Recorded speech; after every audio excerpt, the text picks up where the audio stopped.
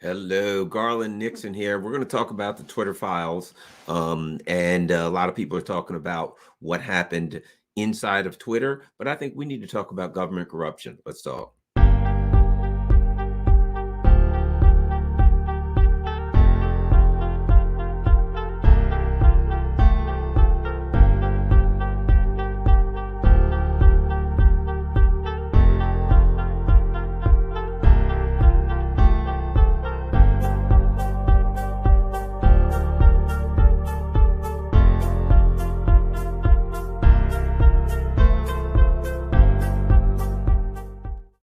Hello, Garland Nixon here. Well, I've been allowed back on Twitter, which is interesting. So let's see where um, and of course, I'm still suspended from Facebook. So let's see what other platforms are up to no good. Maybe YouTube, maybe they're trying to do me dirty. I don't know. But at any rate, that's why I tell everybody you have to make sure that you got to make sure that you follow me on Rockfin, ROKFIN, rockfin.com. That's a free speech platform. And if YouTube decides that they want to shadow ban me or just ban me, period, you know where to find me, rockfin.com/Garland Nixon. Thank you very much. And I appreciate there's Rick Olson. There's a lot of people who lobby for me on Twitter, a lot of people who went to Twitter and said, hey, man, let this guy back on. I don't know if that's what did it. They let some other people back on. Robert Malone was back on today, or Malone, McCullough, those kind of people were back on. So we will see. We shall see. But at any rate, so what I want to talk about today is the Twitter files from a little different perspective, because the conversation, I think, to some extent, and not that it's not valid, the conversation is mostly about what was going on inside of Twitter, the type of things they were doing that was the type of things they were doing that was banning and shadow banning and doing things to anybody that pushed back against the government, the narrative, the mainstream narrative. They found ways to shut that down. They found ways to put a sock in that, right? So yes, they're doing that inside of Twitter. And what we learned from that before we move on to the government stuff is that's the way it is now. That's what's happening. You think, and let me say this, somebody said Elon is a chump. Here's what I think. Let me make a quick comment before we go any further. I don't try my best not to get caught up in the politics of personality, right? I'm not a who person, I'm a what person. If data comes out, if information comes out, I read the information. One of the things that people do, one of the games they play on you now is to discredit the person and then say, don't read it. Well, it came from Tucker Carlson, so don't read it. It came from Garland Nixon, so don't read it. It came from Elon Musk. Elon's a jerk. I don't know Elon Musk. He could be the nicest, most wonderful. I could meet Elon Musk, hang out with him one day and say, that's my boy right there. I like him. Or I could meet him and hang out with him for a couple hours and say he's the biggest jerk in my ever. But it doesn't matter. It's irrelevant. Even when you noticed, if you watch my videos, even when I was banned, I could have said, I hate Elon Musk. It's irrelevant. When information comes out, I want to look at the information and independently evaluate the information to see if it's any value wherever it came from. So here's what I'll say about the Twitter files. No comment on Elon Musk. Don't know him, never will. But I can tell you this. I'm glad the Twitter files came out. It was data. It was information. It was something we could look at and learn from it. What do I get for starters before we get to the government part of it? What I see is there on the inside, it's arbitrary and capricious. It is, I don't care if you violated the rules or you didn't violate the rules. We will suspend, shadow ban, we'll do whatever we want. We'll shut down who we want. Why? Why is that? And even at times, you would see people inside of Twitter say, that doesn't violate the rules. But we want to get rid of it anyway. Doesn't violate the rules. Darn, we won't get that, but we'll get them later. Why was that? What were they really saying? What does somebody say when they say, you haven't violated the rules, but I'm going to punish you anyway? You haven't violated the rules, but I'll get you harder next time. What they're saying is this: you have violated the rules. We just can't tell you what the rules are. You are, in fact, being punished for violating the rules. If you listen to Tony Blinken, what does Tony Blinken say all the time? We've got a rules-based order, a rules-based order. Joe Biden and the neocons all speak of this rules-based order. But when you ask them what the rules are, they can't tell you. What are the rules? Rules implies, could I go to a website and find it? Can I read it somewhere? No. When Tony Blinken talks about the rules-based order, what he's saying is there's an esoteric set of rules. There's an inside set of rules that you don't know about, that the American people don't know about, because if the American people knew, they wouldn't approve of them. Right? That's the same thing that goes on inside of places like Twitter. So I'm not going to say Twitter, places like Twitter. When you read the documents about Twitter, what you really learn is that there's terms of service, right? And when they said this doesn't violate the terms of service, but what was the intent? Well, how could you ever know what the intent is? You can only understand the intent by asking the person. If I tweet something and they say, well, you know what, doesn't violate the terms of service, but maybe the intent, here's what they're really saying is, I could never know the intent. The only person that I could know the intent, really, I mean, if we take a philosophical approach, an epistemological approach here, what you would say is this: the only person that could ever really know the intent is Garland. Because even if you ask me the intent, I could lie. I could say, I don't want you to know the intent, and I could lie. So when someone says we can't shadow ban, we can't take any action against this particular tweet, because it doesn't violate the rules on its face, but maybe the intent violates the rules. Here's what they're saying: I'm going to make up the intent. I'm going to make up something, and I'm going to come up with a straw man. I'm going to say it doesn't violate the rules, but they really intend to do X. Here's the truth. Do I know what they intend to do? The only way I could know would be to ask them. And even if I ask them, they could lie. The only way I could know is to read their minds and know whether or not they're lying when I ask them. So you can never really know the intent.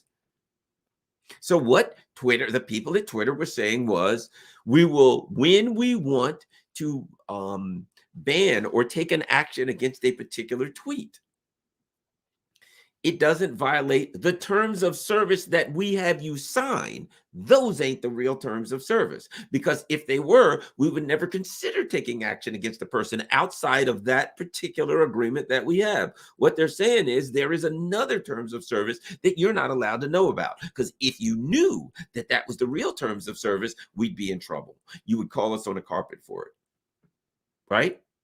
If I say, well, I'm mad at you. Why? Because you violated the rules. Where are the rules? You can't see them.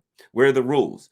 You look at it and you read it and you say it doesn't violate any of these rules. Well, but your intent, the spirit of the rules, or something like what they're telling you really is, there are another set of rules that you don't know about.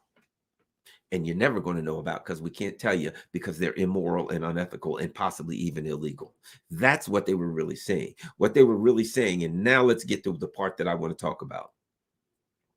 What we found is that the heads of Twitter, right, the leadership at Twitter had an incestuous relationship with the intelligence agencies. We found that they met regularly, weekly. They met so often that the head of trust and safety had to write down, hey, I got to come up with another way to enter it in my calendar that I'm meeting with the FBI about Trump.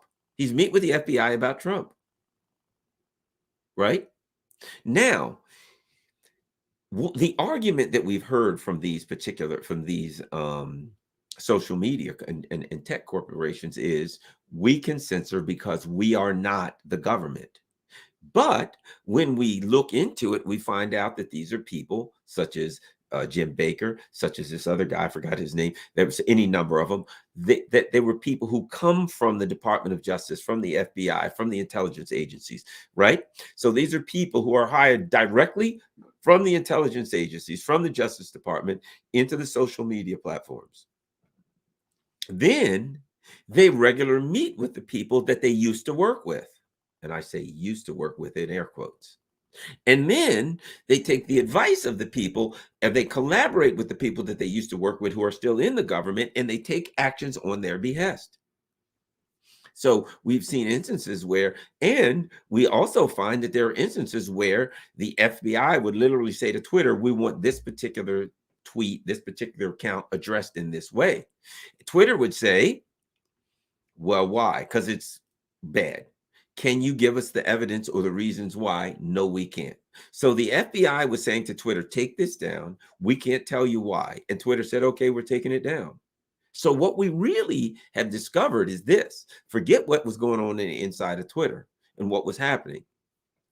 What we found out is this, that the government agencies were simply using Twitter as an end around the Constitution, the First Amendment. Remember the argument, the government can violate your First Amendment rights, but a corporation can't. So therefore, you don't have an expectation of free speech on Twitter, and you signed a terms of agreement, so terms of service. The only expectation that you have is based on that terms of service, and that's probably not even actionable. You probably can't even sue them for violating the terms of service. It's written in there. I guarantee you something that says you can't. So what are we looking at? What the first thing we're looking at is, well, a couple of things. Number one, some of the people, such as Jack Dorsey, out and out lied. They lied to Congress. Jack Dorsey sat down in front of Congress and said, we're not shadow banning people. We're not going after conservatives. We're not doing this. We're not doing that. It was a lie. So he lied to Congress. So there you go. There's a violation of law by Jack Dorsey. But continue on. Because the FBI, we found that the people from the Director of National Intelligence Office was meeting with Twitter. The people from the FBI was meeting with Twitter. People from the DOJ was meeting with Twitter, right? So Twitter is meeting with these government agencies and taking regularly, constantly, and taking actions at their behest. There's a certain level of we have passed, to me, you get far past the standard of government action. If the government says to somebody, let me tell you one of the things that, in fact, in law enforcement, there's an issue. I can't break into that house, right?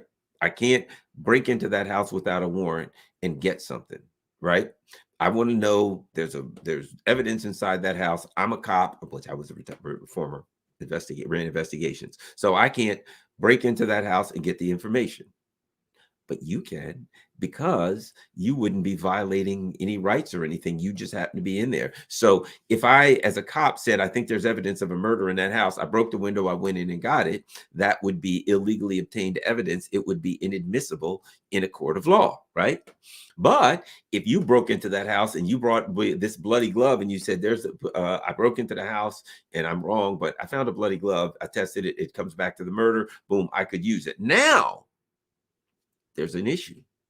If I said to you, look, I can't break into that house and get that bloody glove. You do it for me and get the bloody glove. You break it, there's the bloody glove, right? Is that admissible in court? No, it's not. You acted as an agent. I did an end around the Constitution by saying, I can't, you have a reasonable expectation of privacy. There's any number of Fourth Amendment stuff going on here. Bottom line is, I cannot illegally obtain evidence without a warrant, right? But I found someone who I argued it didn't apply to, and I then charged that person as my agent to act on my behalf, then to break in, could get the information, to get the evidence and bring it back to me. That's not admissible in court. You are acting as an agent. I can't do an end around the Constitution like that. That evidence is still not admissible. That's basically what they did. They couldn't say, we're going to cut off that tweet. So they simply used Twitter as an agent. Twitter, get rid of that tweet. And because Twitter had hired people that worked there, they just made it easy on themselves. But that's really not relevant. It doesn't matter that the people, well, it is. It can be used, it can be used as part of the argument, yes. But I'm saying it's not as important that those people used to work for the DOJ or the FBI. The big issue here is that the FBI did an end around the Constitution. It charged Twitter as its agent to violate people, to censor people's speech, protected speech. Speech is protected, even if it's wrong, conspiracy theories, if you're lying, all that's protected. So, as I see it, the people who were censored by Twitter, I believe, may have a First Amendment case against the United States government, because the government did an end around the Constitution by charging Twitter as their agent to do something that they couldn't do on their own, which means they knowingly violated these people's First Amendment rights. So I think there's a case there. That's where we start, without talking about just the what Twitter did, as we're looking at Twitter. Number two, let me throw this out there, and this has to be, to me, this is where you look at Congress in the face and you say, you people are worthless and you're complicit. At this point, does anybody believe that Twitter's the only place they did it? I'm on YouTube. Does anybody not think that if they were doing it at Twitter, right? If Congress is going to look into Twitter and say, we want to bring these people, we're going to sit them down, and we want to know what they did and who said what about Hunter Biden, right? And who they met with. And they want to go to YouTube, to the FBI. If you're Congress and you're doing an investigation, you want all emails, all notes, all everything that had to do with meetings, dates, times, everything that had to do with meetings, every email between the FBI and Twitter, right? But don't you also want it between the FBI and Google? Don't you want it between the FBI and Facebook and Instagram and on and on and on? Does anyone believe? Because remember, the Hunter Biden stuff was blocked on Facebook. It was blocked everywhere. Does anyone believe that the FBI was only meeting with Twitter? In fact, one of the things that we learned is the FBI was meeting regularly with social media companies. So here's what I'd have to say.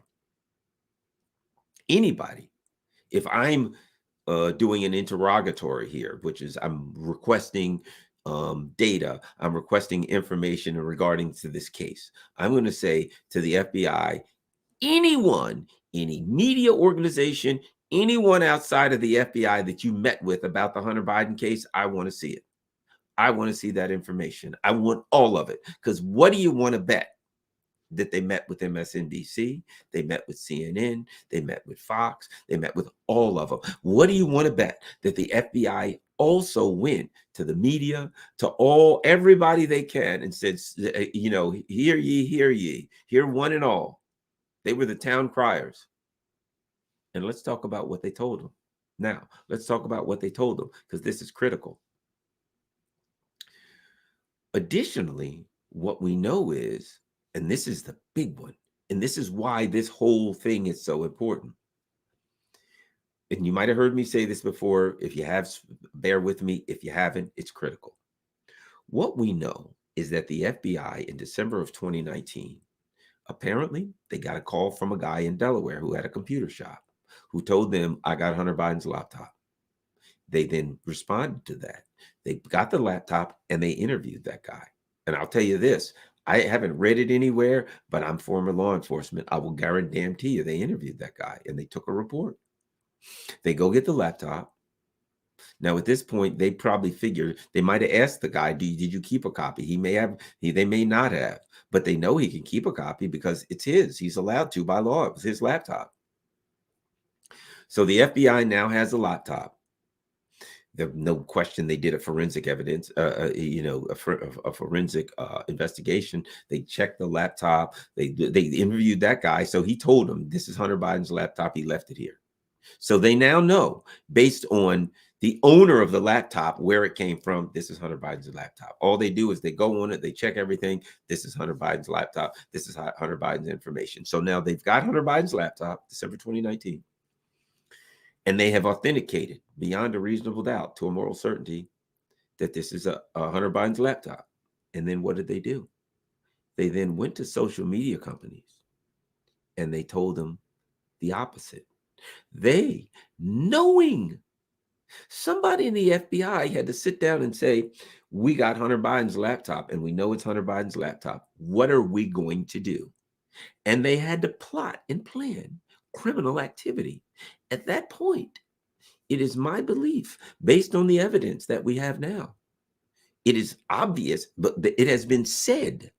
We find, if in fact the information we're getting from the Twitter files are correct, I'll put it that way. If the information from the Twitter files are correct, what do we know that the FBI did? They went to the social media companies and deliberately, with malice and a forethought, lied to them. They then told these media companies, and the guy, Yoel Roth or whoever, they in the Twitter files, you can find it, it's in there. They then went to the social media companies and said, we think the Russians or some foreign agent may have done a hack and dump.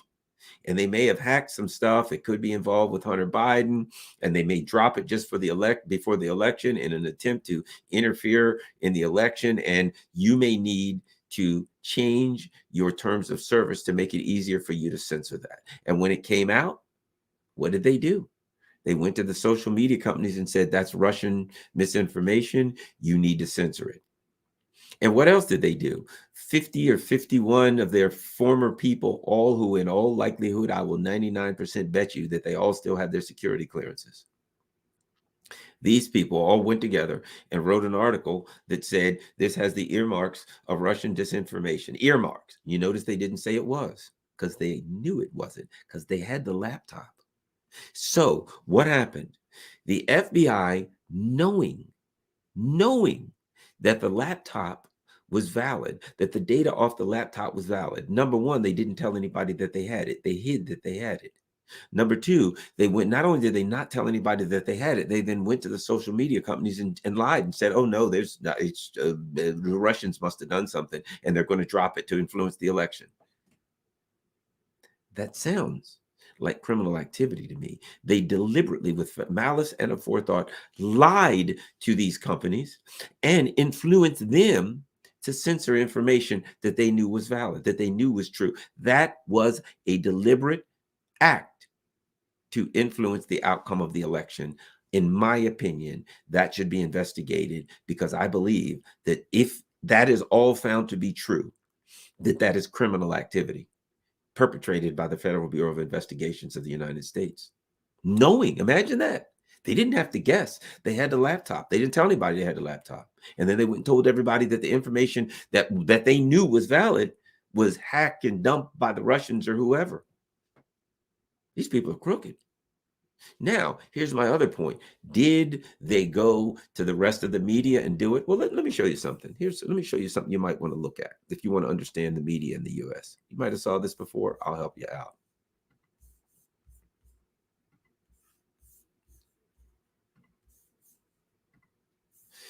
LA Times disowns reporter outed as a CIA collaborator. Recent released emails indicate that prominent national security reporter Ken Delanian shared stories prior to publication with CIA press office seeking their approval, right? Ex-Tribune reporter said to have collaborated relationship with CIA. There's a picture of Ken Delanian. And where's this? It's at the Huffington Post. And this is September 5th, 2014. So he gets tossed out, right? Disowned by the LA Times, fired. Why did the LA Times fire him? Because he was sending his stuff to the CIA. Let's go here.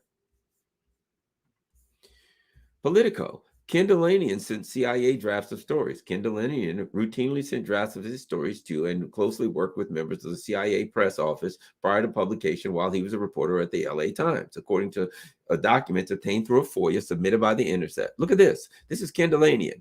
I'm working on a story about congressional oversight of drone strikes that can present a good opportunity for you guys. Delanian wrote in one email to a CIA press officer, explaining that what he intended to report would be reassuring to the public about CIA drone strikes. In another, after a series of back and forth emails about a pending story on CIA operations in Yemen, he sent a full draft of an unpublished report along with the subject line, "Does this look better?" In another, he directly asked the Flack, "You wouldn't put out disinformation on this, would you?" So why do I say that? Why do I bring that up? Ken Delanian, he works for the LA Times. He's outed as a CIA collaborator. They can his ass. So Politico writes an article. Ken Delanian, CIA bot, right? Okay, let's look at this. Ken Delanian is the Justice and Intelligence correspondent for NBC News. Look at this. based in Washington. He is the intelligence correspondent, right? Look at this. Justice Department's request to hold Trump. Trump, who is the Russians' arm dealer, right? Trumpity Trump Trump. DOJ watchdog says. Special Jack Smith, Trump investigation. FBI director defends investigation of Chinese. He's defending the FBI. There we go, right? All of this kind of crap you get from him. Because why? He's the intelligence correspondent for NBC News. And the date is today. But what do we know about the intelligence correspondent for NBC News? He was disowned by the LA Times because he was a CIA collaborator. He was panned by Politico because he sent drafts of his stories to the CIA. Then he was hired by NBC News and he was made their intelligence correspondent. Those things seem odd, don't they? But they shouldn't.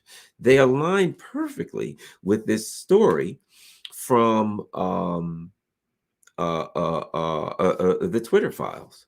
What do we see? The FBI, the CIA, etc. They put their people in place. Operation Mockingbird. Kendallanian. People may say, well, why would NBC News hire a guy who was outed as a CIA collaborator? And I would say, I think you just answered your own question. They specifically hired this guy, in my opinion, because he was a CIA collaborator. That's why they got him. So here's my point. When I get back to the Twitter files, what we really have now that I think should be looked into, if we had a Congress that would actually do oversight, which we don't, they would say we got to look into the connections between the intelligence agency, the FBI, the CIA, etc., and these news organizations. But let's be honest, do you really need to look into them? We already know. The people, Alan McLeod, let me see if I can find this article. You might like this. McLeod. Let me see if I can find an article. Here's one. Let's look at another article. Let's look at another article here. Alan McLeod, how the CIA has infiltrated social media companies. You go down here.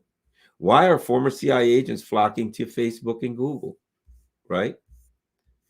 There you go. We go to, here's another one. Oh, you can't get that. They're not going to let you see strategic culture.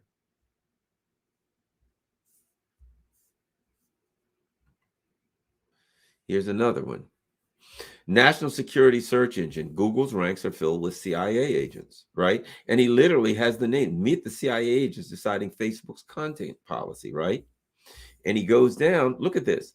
Jacqueline Lepore. She's Trust and Safety Google. That's the board that what's his name? Musk just did away with the trust and safety. Isn't it interesting? Two different companies have the exact same name for their one group. But look at this. Trust and Safety Google, former CIA.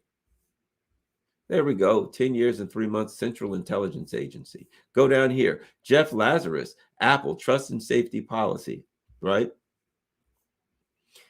Senior Policy Advisor, Google. Managed a range of consumer and developer-focused product policies, which included leading policy, blah, blah, blah, blah, blah. Former economic and political analyst for the CIA.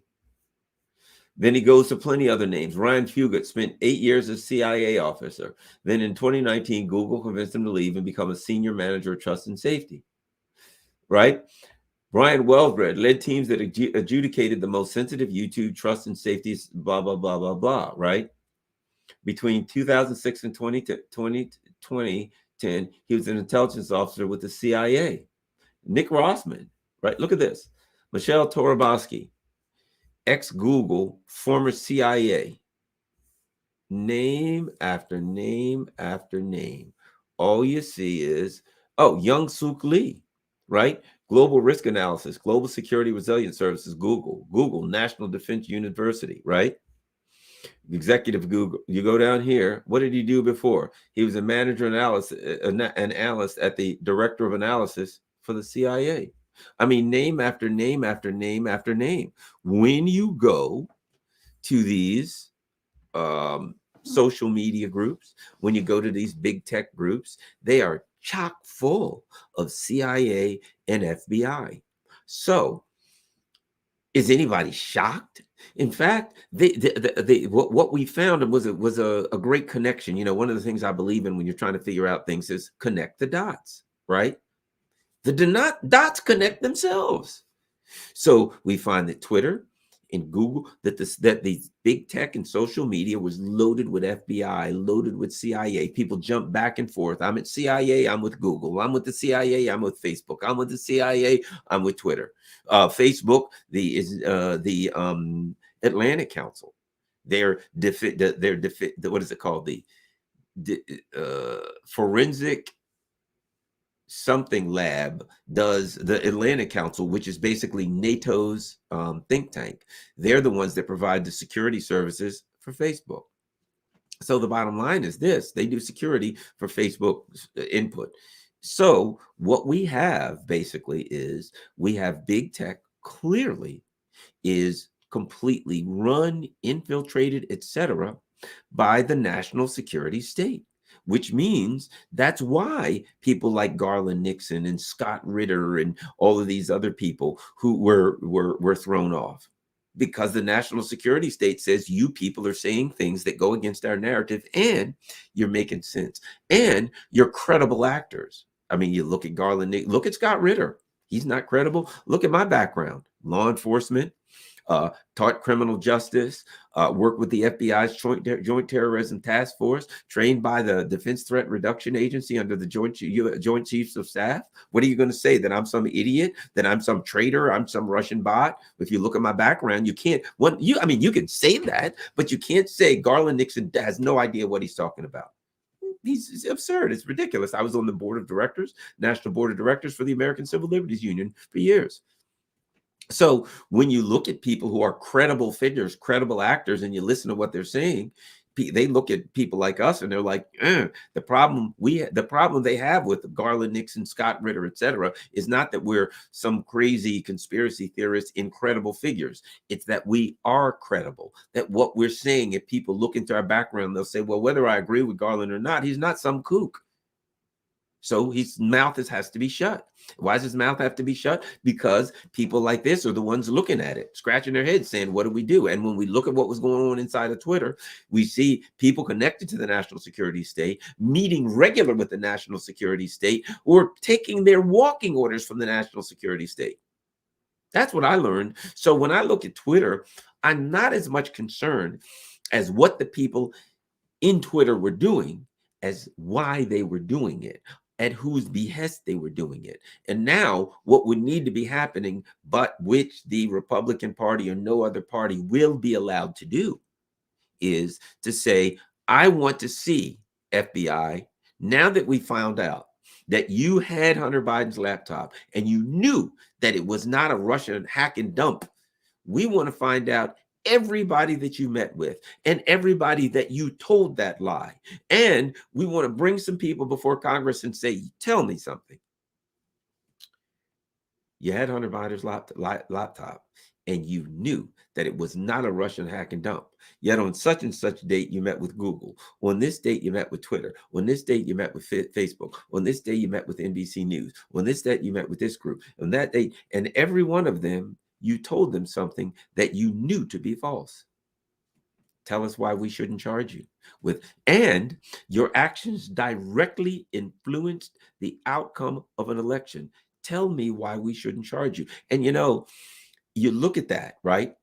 People who deliberately took action to influence the election, is there any shock that they would say, yeah, the Russians, they're running pictures of a buff Bernie and Jesus and Satan arm wrestling. The Russians, they're influencing the election. They were working as hard as they could to influence the election on Facebook, on YouTube, on Twitter. So of course, there's a term called jostling, right?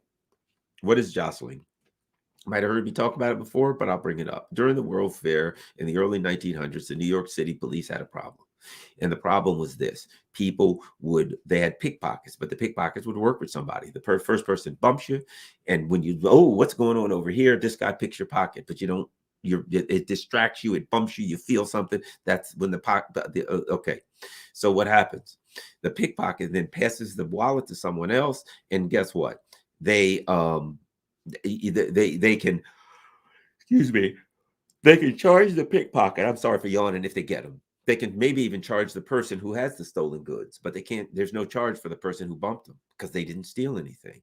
They came up with a new crime. They wrote it in the law, and it was called jostling. That was the person bumped you. That was the person that took your attention away so that you could be a victim of a crime. This is a fact, effectively what for one of the reasons that they did the whole Russiagate operation, as far as to say Russia influenced the election. They were working to influence the election on social media. So they don't want you to look at them doing it. So they say, look at these guys over here. They're influencing the election on social media. So while you're paying attention to these people that you're being told, and you're looking for, oh, what are the Russians doing now? And you didn't ask what Russians. You didn't ask how did the investigations work out. You didn't ask why there were so many contradictory things they were saying and why the stuff didn't even make sense. People just accepted whatever they said, and they didn't look and realize that the people who appear to have been working on social media to influence the election weren't the Russians. It was the FBI. And if it was the FBI, it was the DOJ. And if it was the DOJ, it was most likely the intelligence community. It was the national security state working for what? Let's sum this all up.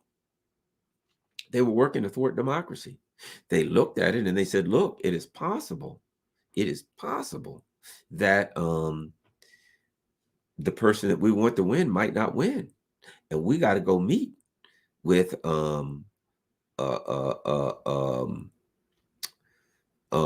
these people in the media and on social media to make sure that we do everything we can to stop the people from winning that we don't want to. I bet you this. Let me see something. I'm going to do this. I'm going to search Tulsi Gabbard, Russia.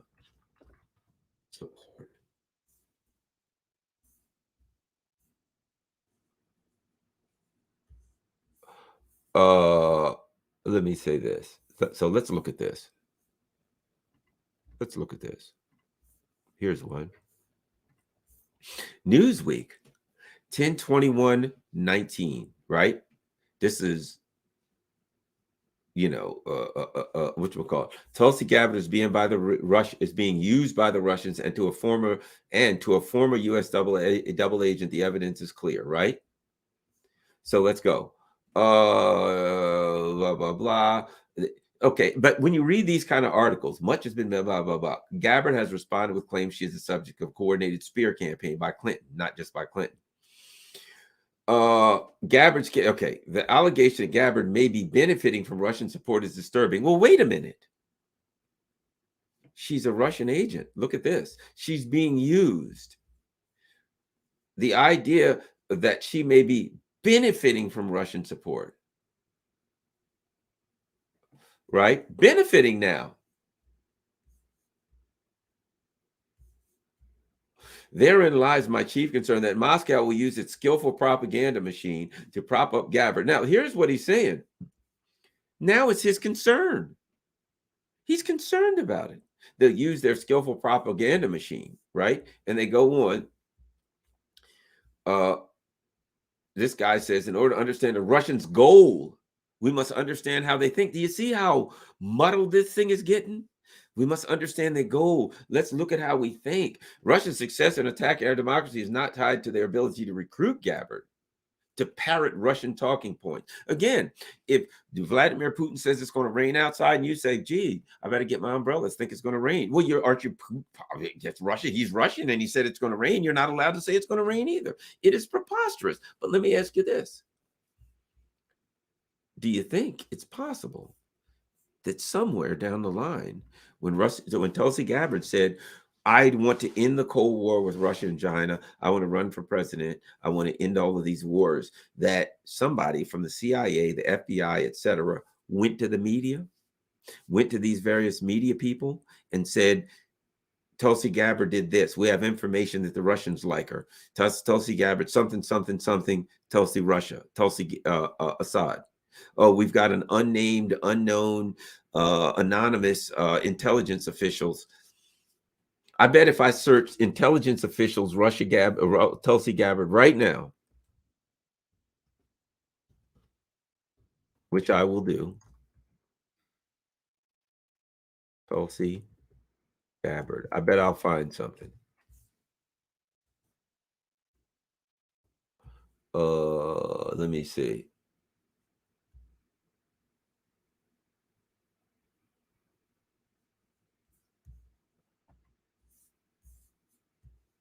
Well,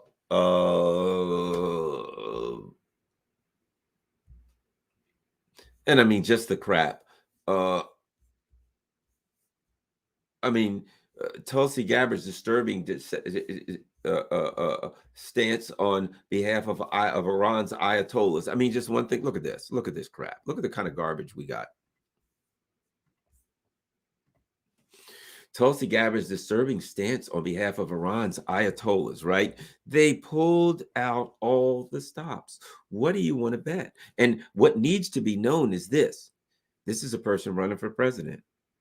Did the FBI or anyone from the national security state go to any social media, any big tech, or any regular media outlets to talk about Tulsi Gabbard? What we have seen from the Twitter files is a pattern, right? And we are also told, keep in mind something, the FBI met with social media, not just Twitter. So what we saw is a pattern of the FBI going to social media outlets to talk to them about things of concern regarding politics, regarding people who are running for president, and deliberately, with intent, with mens rea, with criminal intent, in my opinion, deliberately and unequivocally saying things to these groups that they knew to be false when they said them.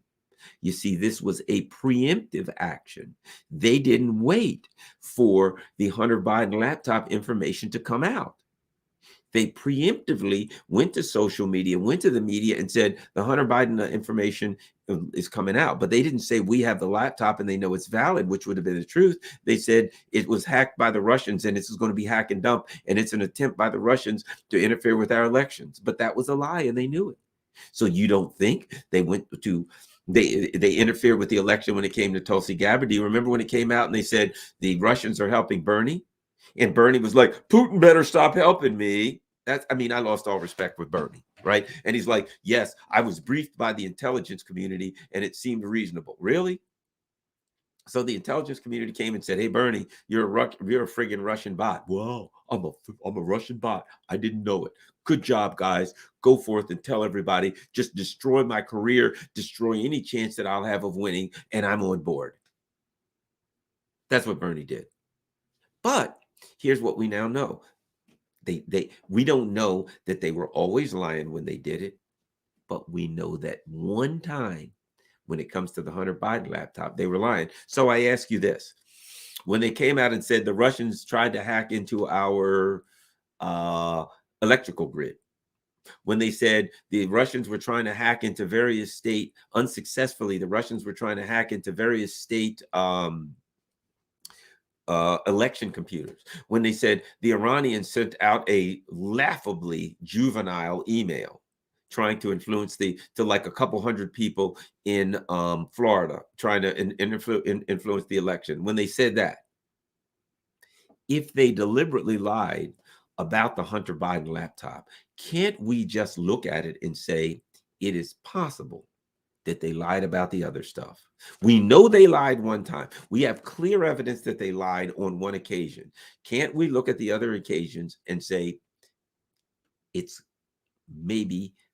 plausible, maybe even probable that they were lying on some of the, if not all of these other things. What we now know is that the FBI could not be trusted, that they would act in ways that manners, they would say things that they knew to be false. That's what I picked up from these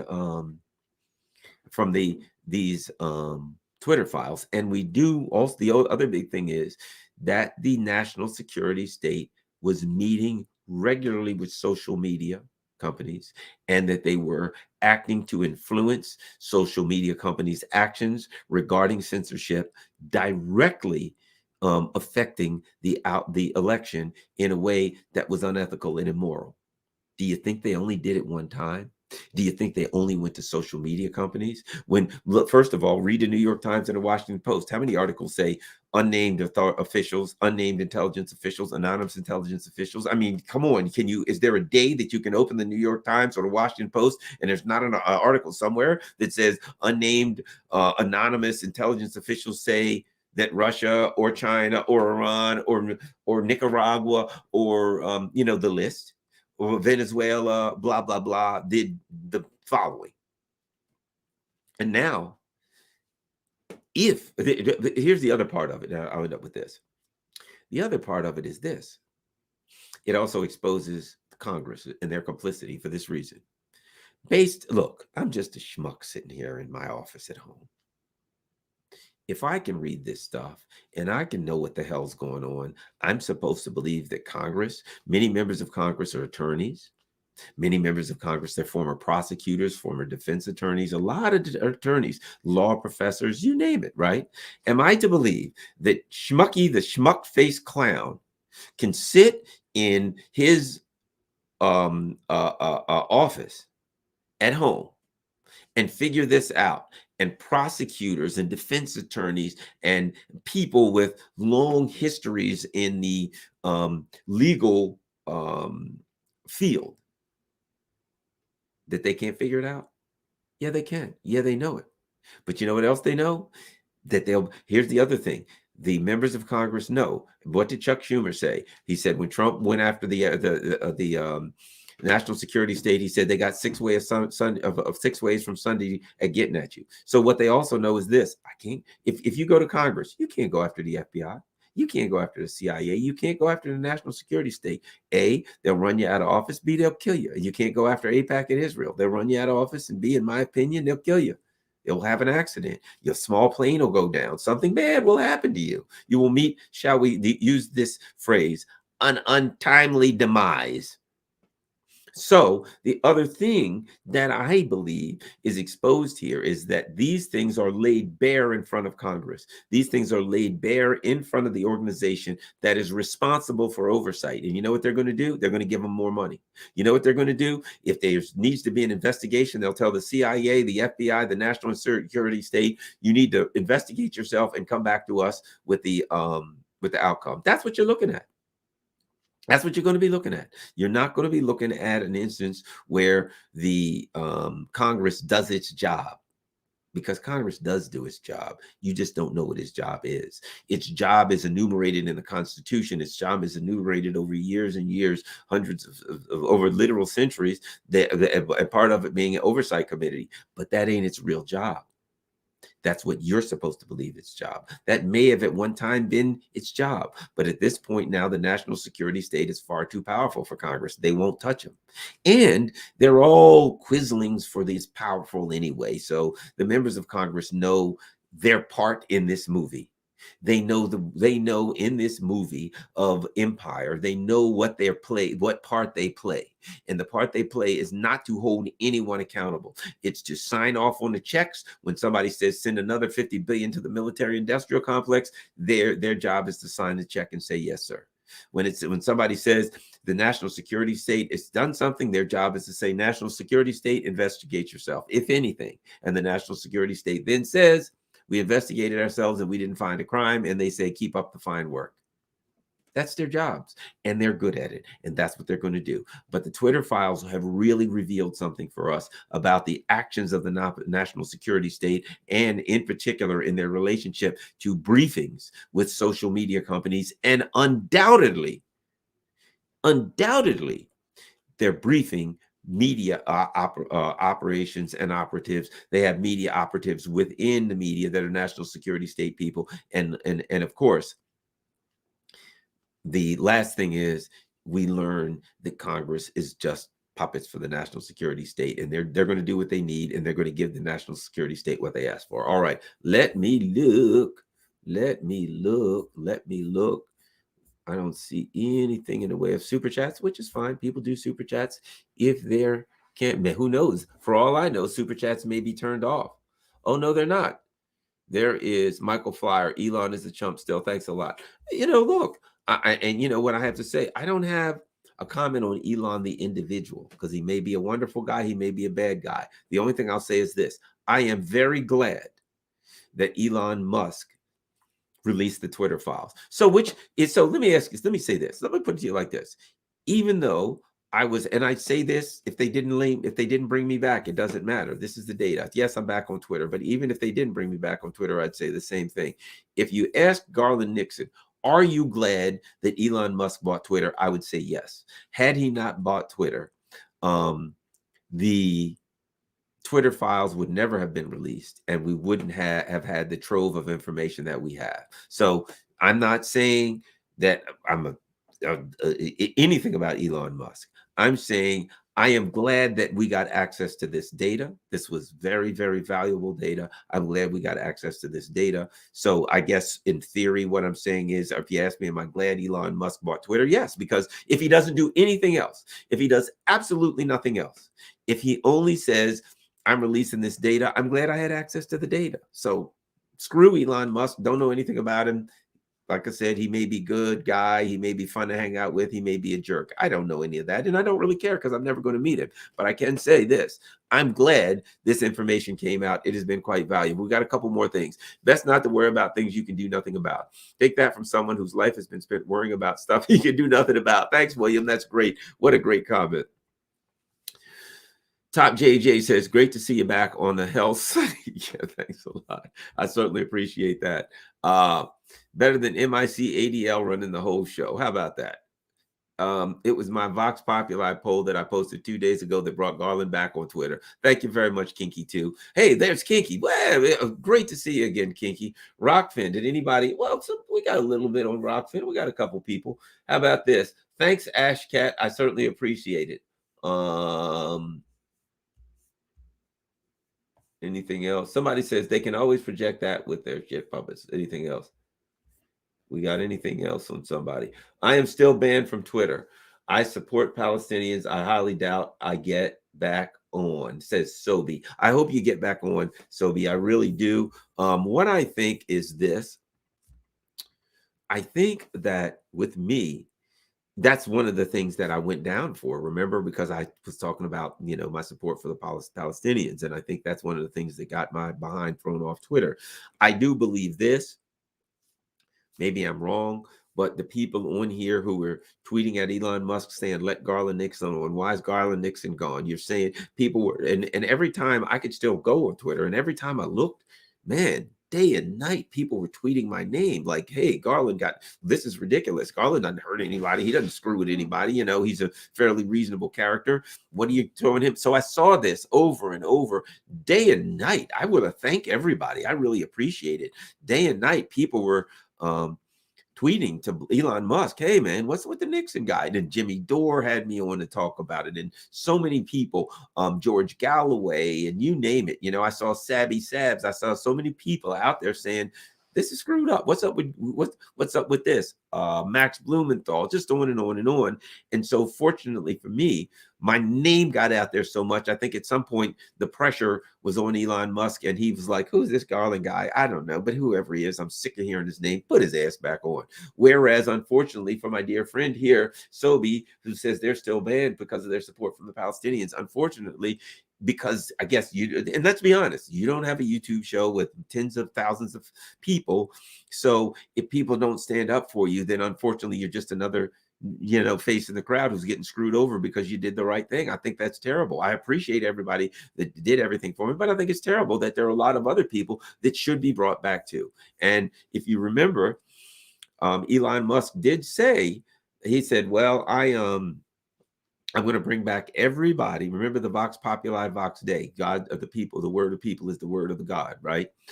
He said he was going to bring back everybody who didn't violate the law. I really think what happened was he might have intended on doing that, but I think the national security state exercised the veto. I think they came in and said, you ain't going to do that. Or remember also recently, he said he was afraid of being assassinated. Maybe he was given the, somebody sent him a picture of JFK. Maybe they actually said to him, look, you're pushing a little too far, dude. And I'm just saying, it's a dangerous world out there. You fly in small planes, things happen. So if you bring all these people back, I'm just saying, it's a dangerous world. That's the way they talk to you, right? And so I think that he might have got a little bit of a talking to. And so he was allowed to bring some people back. Robert, Malone's back, McCullough's back, Nixon is back, but Scott Ritter's not back. There's still a lot of people that aren't back. My dear friend Sylvie there is not back. So I think that's terrible. But thanks a lot, everybody. Certainly appreciate it. As I always say, please understand something. You better damn be sure they're meeting with the Twitter people saying, getting Garland's ass out of here as quick as possible. If that happens, go to rockfin.com, ROKFIN.com/Garland Nixon. Make sure that you become a member over there. Make sure that you follow me over there. So when and if they make a move on YouTube to toss me off, you can still watch my stuff because it's a free speech platform. Follow me on Telegram, of course. Then if you want to support the channel, we've got Patreon, buy me a coffee. Of course, there's PayPal, in Cash App. There's any number of ways if you choose. If you can afford to help the channel, is appreciated. Last but not least, Rockfin is a free speech platform. They don't do advertisements. If you can afford to, you don't have to. But if you can afford to be a one of the sponsors, if you can afford to be a subscriber on Rockfin, they changed. I don't know if it's $9.99 or $14.99 a month. I can't keep up with it. I don't know right now. But at any rate, if you sign up for a year, you get 2 months free. If you can afford that, it would be a great help to the channel and a great help to keep Rockfin ad-free and free speech platform. So thanks to everybody. If you can't, any of these ways that I've asked, if you cannot, if you don't have money, don't spend money that you don't have on my channel or anyone else's. Use it to feed your family. If you can afford it, I certainly appreciate it. If you can't, God bless you. Just share the various programs that I put out on all of your social media platforms. If you can do that, that would be highly appreciated. Thanks a lot, everybody. I will see you all 9 o'clock Wednesday morning with Scott Ritter. Me and Scott Ritter will be here 9 o'clock in the morning. And it's going to be tough because I got a lot going on and I got a lot to do at work. So it's really going to be hard work for me in the morning, but I'm going to do that show because it's what I do. Peace. Thanks. I'm out.